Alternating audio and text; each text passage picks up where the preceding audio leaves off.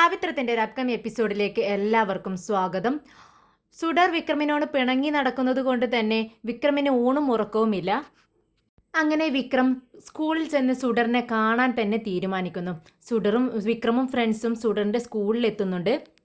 സ്കൂളിനടുത്ത് തന്നെ റോഡിൽ നിന്ന് സുഡറിൻ്റെ ക്ലാസ്സിലേക്ക് നോക്കുന്ന സമയത്ത് മുകളിലത്തെ നിലയിൽ ജനലിനോട് അടുത്തായി സുഡർ ഇരിക്കുന്നത് വിക്രം കാണുന്നു.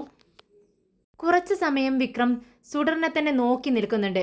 പെട്ടെന്നാണ് സുഡർ വിക്രം താഴെ നിൽക്കുന്നത് കാണുന്നത്. ജനലിലൂടെ അങ്ങോട്ട് നോക്കിയിരിക്കുകയാണ് സുഡറിൻ്റെ കണ്ണുകളിൽ നിന്ന് ഇങ്ങനെ വെള്ളം വരുന്നുണ്ട്. വിക്രം സുഡറിനോട് ആംഗ്യ ഭാഷയിൽ സംസാരിക്കുന്നു. ഇനി ഒരിക്കലും താൻ മദ്യപിക്കില്ലെന്നും താൻ മദ്യപാനം ഇന്നത്തോടെ നിർത്തിയെന്നും ഇനി ഒരിക്കലും ഇങ്ങനെ ഉണ്ടാവില്ല. ഞാൻ നിന്നോട് മാപ്പ് ചോദിക്കുന്നു. നിന്നെ എനിക്ക് ഒരുപാട് ഇഷ്ടമാണ്. നീ എന്നോട് സംസാരിക്കാതിരിക്കരുത്. അതെനിക്ക് ഒരുപാട് വിഷമം തരുന്ന കാര്യമാണെന്ന് ആംഗ്യഭാഷയിലൂടെ വിക്രം സുഡറിനെ പറഞ്ഞ് മനസ്സിലാക്കുന്നു. എന്നിട്ട് വിക്രം ഏത്തമിടുന്നുണ്ട്. ഇതെല്ലാം കണ്ടുകൊണ്ട് സുഡർ മേലെ ഇങ്ങനെ ഇരിക്കുകയാണ് ക്ലാസ് റൂമിൽ. വിക്രം ഇങ്ങനെ മാപ്പ് ചോദിക്കുന്നതും ഏത്തമിടുന്നതും കണ്ട് സുഡറിനൊട്ടും സഹിക്കുന്നില്ല. പെട്ടെന്ന് ക്ലാസ് റൂമിൽ നിന്നും ഇറങ്ങി ഓടുന്നുണ്ട്.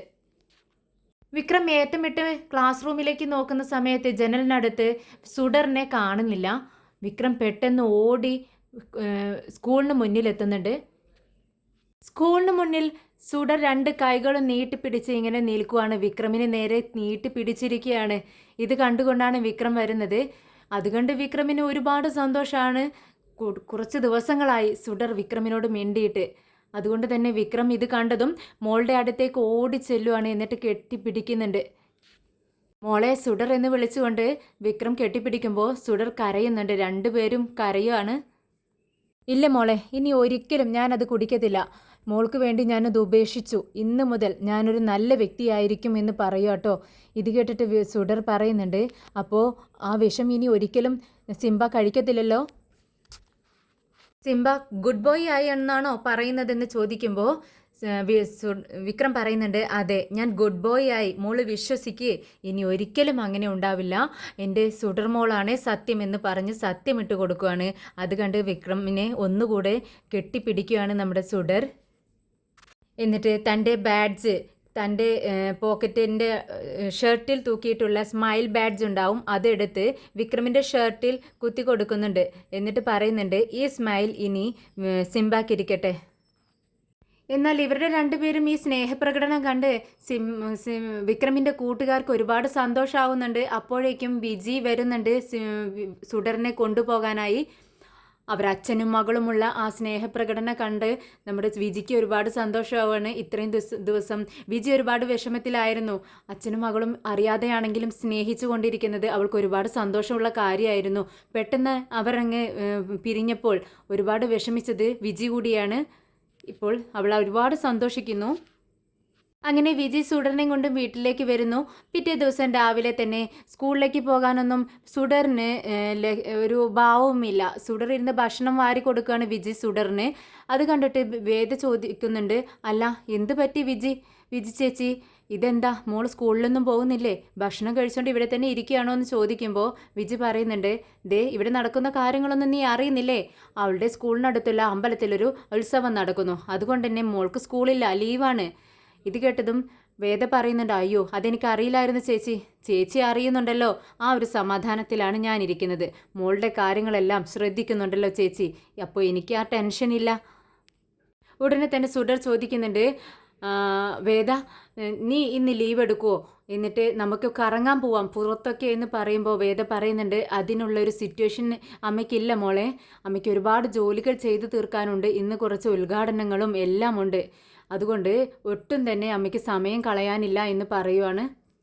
ശരി എന്ന് പറഞ്ഞ് പുറത്തേക്ക് ഇറങ്ങാൻ നോക്കുന്നതും വേദ കാൽ തട്ടി വീഴാൻ പോകുന്നു. വിജി ഓടി വരുന്നുണ്ട്. എന്ത് പറ്റി വേദേ, കാലിൽ മുറിവായോ എന്ന് ചോദിക്കുമ്പോൾ ഇല്ല ചേച്ചി ഞാൻ പോവാണെന്ന് പറയുമ്പോൾ ഇത് അപശകുനമാണ് മോളെ, നീ പോണ്ട എന്ന് വിജി പറയുന്നുണ്ട്. പക്ഷേ ചേച്ചി ഇത്തരത്തിൽ അന്ധവിശ്വാസങ്ങളിലൊന്നും ഉറച്ചു നിൽക്കാതെ അതൊരു കുഴപ്പമില്ല, ഞാൻ കാൽ തട്ടി വീഴാൻ പോയതല്ലേ, ഞാൻ പോയിട്ട് വരാമെന്ന് പറയുമ്പോൾ സുഡർ ചോദിക്കുന്നുണ്ട്, അപ്പോൾ വേദ ഇന്ന് ഞങ്ങൾ ഇവിടെ ഇരിക്കണോ? വേദ പുറത്തേക്ക് പോരാൻ ഇല്ലാത്തത് കൊണ്ട് ഞാൻ ഇവിടെ ഇന്ന് വൈകുന്നേരം വരെ വീട്ടിലിരിക്കണമെന്നാണോ പറയുന്നത് എന്ന് ചോദിക്കുമ്പോൾ വേദ പറയുന്നുണ്ട്, അങ്ങനെ ഞാൻ പറഞ്ഞില്ലല്ലോ മോളെ, ഡ്രൈവറെ ഞാൻ ഏർപ്പാടാക്കാം, മോളും വിജയമ്മയും കൂട്ടി പുറത്തൊക്കെ ചുറ്റി കറങ്ങി വാ എന്ന് പറയുവാണ്.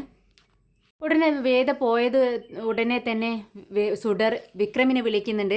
വിക്രം, സിംബ നമുക്ക് പുറത്തേക്ക് പോവാം, ഇന്ന് എനിക്ക് ക്ലാസ് ഇല്ല, നമുക്ക് ചുറ്റിയടിക്കാം എന്ന് പറയാട്ടോ. ഉടനെ തന്നെ വിക്രം പറയുന്നുണ്ട്, ശരി മോളെ, ഞാൻ പെട്ടെന്ന് വന്നേക്കാം, മോളും വരണം എന്ന് പറഞ്ഞ് അവൻ ഫോൺ കട്ട് ചെയ്യുന്നുണ്ട്. അങ്ങനെ വിക്രം വരുന്നത് കുറച്ച് മദ്യപാനത്തിനെതിരെയുള്ള കുറച്ച് ബാഡ്ജുകളും പോസ്റ്ററുകളും ഒക്കെ ആയിട്ടാണ് വിക്രമും ഫ്രണ്ട്സും എത്തുന്നത്. അങ്ങനെ വിജി ഒരു ഓട്ടോയിൽ മോളെയും കൊണ്ട് എത്തുന്നുണ്ട്. അങ്ങനെ മോളും വിക്രമും ഫ്രണ്ട്സും കൂടി മദ്യപാനത്തിനെതിരായുള്ള ഒരു ബോധവൽക്കരണം നടത്തുന്നുണ്ട്. അവിടെ കുടിച്ച് നടക്കുന്ന കുറച്ച് ആളുകളുണ്ട്, അവർക്ക് ബോധവൽക്കരണം നടക്കുവാണ്.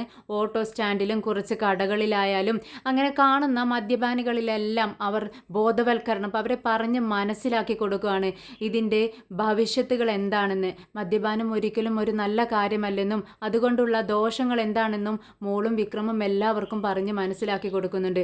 ചിലരോടെല്ലാം പറയുന്നുണ്ട് ഗവൺമെൻറ് ഹോസ്പിറ്റലിലേക്ക് ചെല്ലണം, അവിടെ ചെന്നാൽ ഇതിന് നല്ല മാറ്റം ഉണ്ടാവും എന്ന് അവരെ പറഞ്ഞ് മനസ്സിലാക്കുവാണ്. അങ്ങനെ എല്ലാവർക്കും സ്മൈൽ ബാഡ്ജും കുത്തിക്കൊടുത്താണ് സുഡർ എല്ലാവരെയും പറഞ്ഞയക്കുന്നത്. ഇതെല്ലാം കണ്ടുകൊണ്ട് SI കപിലൻ അതിനെ വരുന്നുണ്ട്. ഇവരുടെ ഈ ബോധവൽക്കരണം ബാഡ്ജും പോസ്റ്ററുകളെല്ലാം കണ്ട് സൈഡിലേക്ക് വണ്ടി ഒതുക്കിയിട്ടുകൊണ്ട് അതിലേ പോകുന്ന ഒരാളോട് ചോദിക്കുന്നുണ്ട്, അല്ല എന്താ അവിടെ ഒരു ആൾക്കൂട്ടം? ഇത് കേട്ടിട്ട് അയാൾ പറയുന്നുണ്ട്, അതൊന്നും പറയേണ്ട സാറേ, അവിടെ ഒരുത്തനുണ്ട്, കുടിയനായി നടന്നിരുന്നവനാ, അവൻ ഇപ്പോൾ നല്ലവനായി കുടിയെല്ലാം നിർത്തി, എന്നിട്ട് മറ്റുള്ളവരെ ബോധവൽക്കരിക്കുകയാണ്, അവിടെ നടന്നുകൊണ്ടിരിക്കുന്നത് അതാണെന്ന് പറയുവാണ്. ഉടനെ തന്നെ വിക്രമിനെ കാണുന്നുണ്ട് കപിലൻ. അതുകൊണ്ട് തന്നെ കപിലൻ അയാളോട് പറയുന്നുണ്ട്, കുടിയനായ ഒരു വ്യക്തി നല്ലവനായി ബോധവൽക്കരണം നടത്തുന്നുണ്ട് എങ്കിൽ അത് നിങ്ങൾ വിശ്വസിക്കണം, അത് അനുസരിക്കണം. മറ്റുള്ളവർ പറയുന്നത് പോലെയല്ല അതിൽ നിന്നും റിക്കവറായി വരുന്ന ഒരാൾ പറയുന്നത്, അതിൽ കുറച്ച് കാര്യമുണ്ടെന്ന് നിങ്ങൾ മനസ്സിലാക്കണമെന്ന് പറഞ്ഞ് അവരെയും മനസ്സിലാക്കിക്കുകയാണ്. എന്തായാലും അതൊരു നല്ല കാര്യമാണെന്ന് പറഞ്ഞ് കപിലൻ അവിടെ നിന്നും പോകുന്നുണ്ട്. എന്നാൽ അപ്രതീക്ഷിതമായി കമലാമ്മ അതിലെ വരുന്നുണ്ട്. എന്നാൽ ഇവരുടെ ഈ സംസാരവും ആൾക്കൂട്ടമൊക്കെ കണ്ട് കമലാമ്മ രാജേട്ടനെ തൻ്റെ അടുത്തേക്ക് വിളിക്കുന്നുണ്ട്. എന്താണ് അവിടെ പ്രശ്നമെന്ന് ചോദിക്കുമ്പോൾ രാജേട്ടൻ പറയുന്നുണ്ട്, അമ്മ അറിഞ്ഞില്ലല്ലോ, അമ്മയുടെ മകൻ ഇപ്പോൾ കുടിയെല്ലാം നിർത്തി നല്ലൊരു മനുഷ്യനായിരിക്കുന്നു. അവൻ നല്ലവനായത് പോരാഞ്ഞിട്ട് മറ്റുള്ളവരെ കൂടി നല്ലവരാക്കാനുള്ള ശ്രമത്തിലാണ് അവൻ. അതിനെല്ലാം കാരണക്കാരി ആരാണെന്നറിയാവോ? അവനടുത്ത് നിൽക്കുന്ന ആ കൊച്ചു കുഞ്ഞില്ലേ, അവളാണെന്ന് പറഞ്ഞ് കാണിച്ചു കൊടുക്കുക കേട്ടോ. ഇത് കണ്ടതും ആ കുഞ്ഞിൻ്റെ മുഖത്ത് നോക്കിയതും കമലാമ്മയ്ക്ക് മനസ്സിലാവുന്നുണ്ട്, താൻ അന്ന് അമ്പലത്തിൽ വെച്ച് കണ്ട ആ മോളില്ലേ, അത് ഈ മോള് കാരണം എൻ്റെ മകൻ നന്നാവുമെന്നല്ലേ അന്ന് ആ സ്വാമിജി പറഞ്ഞത്, അത് ഇങ്ങനെയായിരുന്നോ എന്ന് കമലാമ്മ ചിന്തിക്കുന്നുണ്ട്. അപ്പോഴേക്കും വിജി പെട്ടെന്ന് മോളെയും കൊണ്ട് ഓട്ടോയിൽ കയറി പോകുന്നുണ്ട്. അപ്പോൾ കമലാമ്മ പറയുന്നുണ്ട്, അയ്യോ ആ കുഞ്ഞു പോയോ രാജ, എനിക്ക് അവളോട് ഒന്ന് സംസാരിക്കണമെന്നുണ്ടായിരുന്നു, ആ മോളെ ഒന്ന് ശരിക്കും എനിക്ക് കാണണമെന്നുണ്ടായിരുന്നു എന്ന് പറയുകയാണ്. ഉടനെ തന്നെ രാജേട്ടൻ പറയുന്നുണ്ട്, അതിനെന്താ, ഇനിയും വരാമല്ലോ, അമ്മ ഇവിടെ വന്നാൽ മതി, മോളെ ഇവിടെ ഉണ്ടായിരിക്കും സ്കൂൾ വിട്ട് കഴിഞ്ഞാൽ, അപ്പോൾ നമുക്ക് മോളോട് സംസാരിക്കാമല്ലോ എന്ന് പറയാണ്. ശരി, ഇനി ഒരിക്കലാവട്ടെ എന്ന് പറഞ്ഞ് കമലാമ്മ അവിടെ നിന്നും പോകുന്നുണ്ട്. ഇതിനിടയിൽ ഉദ്ഘാടനത്തിനെത്തുന്ന സുവേദയെ ഷോക്കടിപ്പിച്ച് കൊല്ലാനുള്ള പദ്ധതികളെല്ലാം ഗുണ്ടകൾ തയ്യാറാക്കുന്നുണ്ട്. ഇതിന്റെ ശത്രുക്കളാണ് ഇതിന് പിറകിൽ. എന്നാൽ പൂർണ്ണമായ മദ്യപാനം ഒഴിവാക്കിയ വിക്രമനെ കണ്ട് ഒരുപാട് കൺമണി സന്തോഷിക്കുന്നുണ്ട്. ആ സന്തോഷത്തോടെ കൺമണി അച്ഛൻ്റെ അടുത്ത് വന്നിട്ട് പറയുന്നുണ്ട്, അച്ഛൻ ശ്രദ്ധിച്ചോ, ഇന്ന് ഞാൻ ഉണ്ടാക്കിയ പലഹാരമെല്ലാം വിക്രം നല്ല സന്തോഷത്തോടെ കഴിച്ചു, ഇന്ന് നല്ല ടേസ്റ്റ് ഉണ്ടെന്നും എനിക്ക് വീണ്ടും വേണമെന്ന് പറഞ്ഞ് ആവശ്യപ്പെട്ട് കഴിക്കുകയും ചെയ്തു, അതച്ഛൻ ശ്രദ്ധിച്ചോ എന്ന് ചോദിക്കുന്നുണ്ട്. ഇത് കേട്ട് അച്ഛൻ പറയുന്നുണ്ട്, ഞാൻ ശ്രദ്ധിച്ചു മോളെ, ഞാൻ ശ്രദ്ധിച്ചു, നിനക്കത് ഒരുപാട് സന്തോഷമായി അല്ലേ. അവൻ്റെ വിഷമം എന്ന് പറഞ്ഞാൽ മരിച്ചുപോയ അവൻ്റെ മകളെക്കുറിച്ചുള്ള ചിന്തകളായിരുന്നു. പക്ഷേ അങ്ങോട്ടേക്ക് ആ സ്ഥാനത്തേക്ക് വേറൊരു കുഞ്ഞ് വന്നപ്പോൾ അവൻ്റെ വിഷമങ്ങളെല്ലാം മാറുകയും ആ കുടിയിൽ നിന്ന് അവൻ മോചിതനാവുകയും ചെയ്തു. പക്ഷെ മോളൊരു കാര്യം ഓർക്കണം, ഈ കുഞ്ഞ് എന്നും അവനോടൊപ്പം ഉണ്ടാവില്ല. എന്നെങ്കിലും ഒരിക്കൽ അവർ ഈ സ്ഥലം വിട്ട് വേറൊരു സ്ഥലത്തേക്ക് മാറും. അല്ലെങ്കിൽ ഒരു തവണ ഇവനെ വിട്ട് ആ കുഞ്ഞ് പോവാനും സാധ്യതയുണ്ട്. അങ്ങനെ ഒരു സന്ദർഭം വന്നാൽ അവൻ പഴയ രീതിയിലേക്ക്, ആ പഴയ ജീവിതത്തിലേക്ക് പോവാൻ സാധ്യതയുണ്ട്. അങ്ങനെ ഇനി ഒരിക്കലും ഉണ്ടാവാൻ പാടില്ല. അതിനുവേണ്ടി മോളെ, നീ ഇപ്പോഴാണ് അവനോട് വിവാഹത്തെക്കുറിച്ച് സംസാരിക്കേണ്ടത്. അതിന് പറ്റിയ സന്ദർഭം ഇതാണ്. ഇനി അവനക്ക് സ്വന്തം രക്തത്തിൽ ഒരു കുഞ്ഞ് പിറക്കണം. നിനക്ക് അവനെ ഇഷ്ടമാണെന്ന് എനിക്കറിയാം. അതുകൊണ്ട് നീ അവനോട് വിവാഹത്തെക്കുറിച്ച് സംസാരിക്ക്. പെട്ടെന്ന് നിങ്ങൾക്കൊരു കുഞ്ഞ് ജനിച്ചാൽ അവൻ്റെ വിഷമങ്ങളെല്ലാം പൂർണ്ണമായി മാറും. ഇത് കേട്ടതും കൺമണി പറയുന്നുണ്ട്, അച്ഛൻ പറഞ്ഞത് ശരിയാണ്. ഇത് പറ്റിയ സന്ദർഭമാണ്. പക്ഷേ ഞാൻ അവനോട് എല്ലാ അവസരം ഒത്തുവരുമ്പോൾ അതിനെക്കുറിച്ച് സംസാരിച്ചോളാം എന്ന് പറഞ്ഞ് കൺമണി അവിടെ നിന്നും പോകുന്നുണ്ട്. അങ്ങനെ രാധ കൗൺസിലറായിരിക്കുന്ന വാർഡിൻ്റെ വാട്ടർ ടാങ്കിൻ്റെ ഉദ്ഘാടനത്തിൻ്റെ ദിവസമെത്തി. ഉദ്ഘാടനം ചെയ്യാനായിട്ട് നമ്മുടെ വേദയെയാണ് രാധ ക്ഷണിച്ചിരിക്കുന്നത്. അങ്ങനെ എല്ലാവരും അതിനുള്ള തയ്യാറെടുപ്പിൽ നിൽക്കുകയാണ്. അങ്ങോട്ടേക്ക് വിക്രമും കൂട്ടുകാരും വരുന്നുണ്ട്. ഇവിടെ ഒരു വാട്ടർ ടാങ്ക് മാത്രമേ ഇത്രയും നാളായും ജനങ്ങളുടെ പൊരുതിക്കൊണ്ട് സംഘടിപ്പിക്കാൻ കഴിഞ്ഞിട്ടുള്ളൂ എന്നൊക്കെ ഇങ്ങനെ രാജേട്ടൻ പറയുന്നുണ്ട്. എന്നാൽ വേദയാണ് ഉദ്ഘാടനത്തിന് എത്തുന്നത് എന്ന് വിക്രമിന് മനസ്സിലായതും രാധയോട് പറയുന്നുണ്ട്, നിനക്കെന്താ വട്ടുണ്ടോ രാധേ?